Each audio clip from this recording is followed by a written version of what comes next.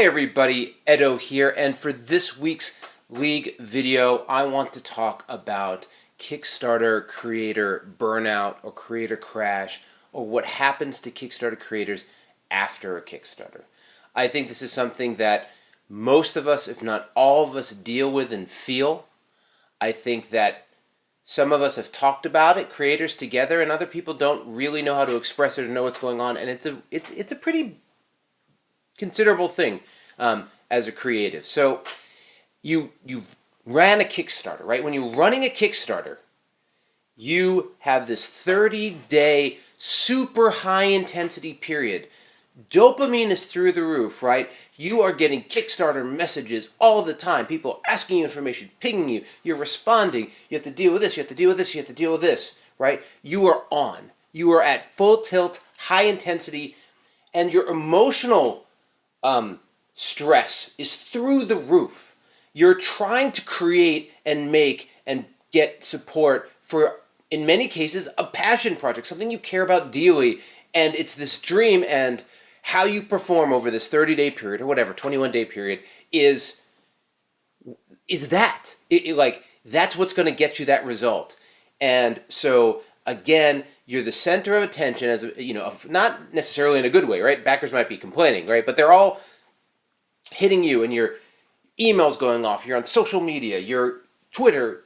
The level of intensity, demand on you, mental demand, mental strain, and just highs and lows is crazy, right? Now, look, if you're in a high-stress job or a high-stress environment where you're saving lives or I'm not saying this is crazier than anything else in life, but I think for the average person, the average game designer, startup, indie guy, it is in a category of its own. It's absolutely in a category of its own. And what I've found and felt, and I've talked to a lot of people about this, is that, and there's a little bit of a wave because you have your Kickstarter and then you have your fulfillment process where it clicks up again.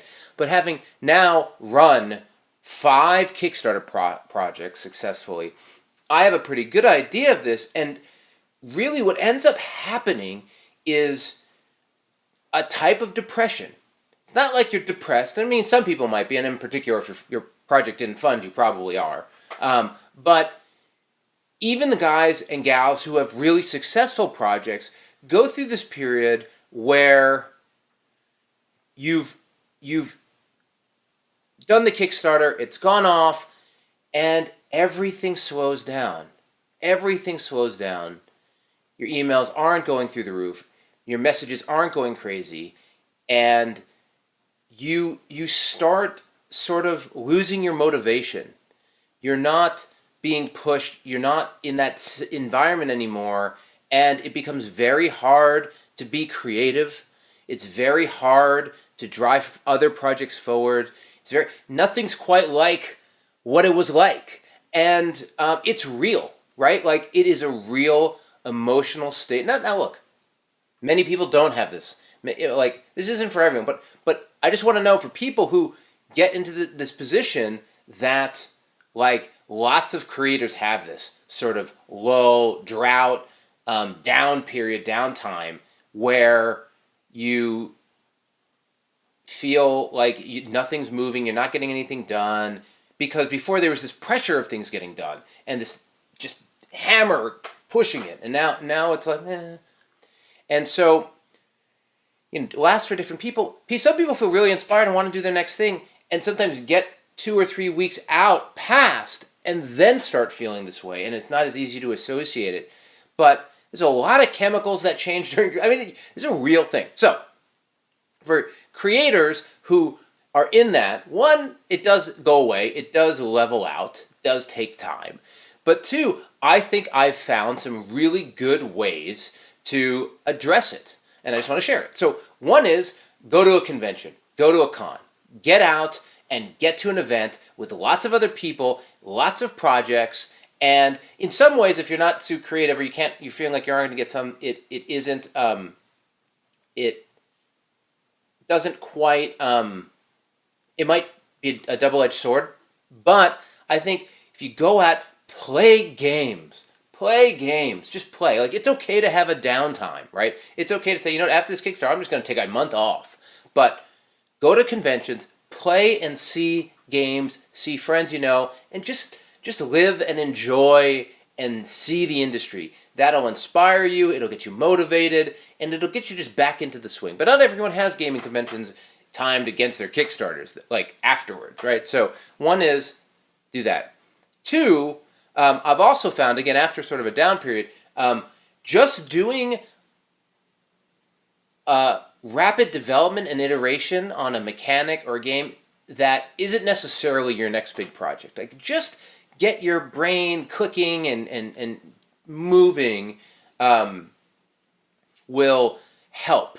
So, hey, well, I'm not really into drafting games, but I'm going to do a drafting game, and I'm just going to mess around with it. And if it doesn't go anywhere, that's okay. I'm going to make a game for my kid. I'm going to just, something that isn't trying to be the next big thing, something that doesn't have that pressure and that association, but is at least letting you baby step back into full swing stuff. So it's not like, oh, I've got to start my next game right now. It's like, no, just have fun, build, make, right? You're a maker, you're a designer. That's how you got here. Just start using those muscles again at a pace. Another one, and this one was, it's sort of a replacement drug in a way, but super helpful for me, is to just be really engaged on social media, right? Not for the purpose of marketing and selling your thing, but for the purpose of supporting and engaging the community. Respond, share your experiences, do a video. Like, engage and talk and share, and in doing that, you will get some of those Kickstarter-like responses and tweets and backs and forths and stuff like that, and that will help you still feel engaged and in it, even though it's like not at the same level, right? For me, coming out of Liftoff, that was when all of the social media and forums and helping everyone else, and then the videos and the reviews, all that came out of that period. So I think doing something else is great. Engaging other people in the community is great. Another one is just like, again, in that break category, doing other things you really love and enjoy. Like, it could be Zen meditation, but it could just be like spending time with your family or going out or partying or whatever is your thing. Doing not games is good. So I like to get to cons, see people. I like to get on social media and forums and boards and just help people and get into discussion. I like to just make things and use mechanics that are a little different. And just being aware of it. So the last little bit of this is just be self-aware, like knowing, like, oh, I'm feeling low because I just went through this really intense thing that absorbed all my energy for 30 days, and I'm not going to beat myself up because I can't finish this design. Or I'm not going to beat myself up because I just can't, my to-do list hasn't moved in a week. You just did a Kickstarter. Like, it's cool, man, or woman. It's cool. Like, it's okay to not be full tilt all the time, and you'll be full tilt again, right? So that's it. I mean, I hope everyone is doing well, and certainly if you're in a low, shoot me a note. Let's chat. I'm happy to chat with Kickstarter creators. I love it. So subscribe, share, all that good stuff, but most importantly, make some great games. Thanks.